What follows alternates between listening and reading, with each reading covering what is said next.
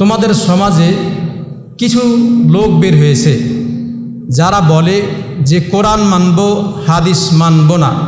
একটি আয়াত মনে রাখো, তাদের উত্তরের জন্য একটি আয়াত তোমরা মনে রাখলে এই আয়াতটি যথেষ্ট হয়ে যাবে।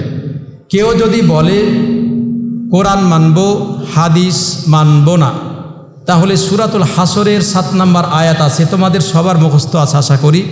আল্লাহ তাআলা বলছেন, মা আতাকুম রাসূল ফাখুযু ওয়া মা নাহাকুম আনহু ফান্তাহু। তোমাদের রসুল তোমাদের যা দিয়েছেন তা গ্রহণ করো, যা থেকে নিষেধ করেছেন তা থেকে কি করো, দূরে থাকো। তো আয়াতটি কার? কোরআনের না হাদিসের? তো কোরআনের আয়াতের ভিতরেই তো আল্লাহ বলছেন তোমাদের রসুল তোমাদের যা দিয়েছেন তা গ্রহণ করো, যা থেকে নিষেধ করেছেন তা থেকে দূরে থাকো। তো কোরআনের আয়াতে আল্লাহ তাআলা বলছেন। তো ওরা যদি বলে যে কোরআন মানবো, হাদিস মানবো না, তাহলে মানলো কি? হাদিসও মানলো না, কোরআনও মানলো না।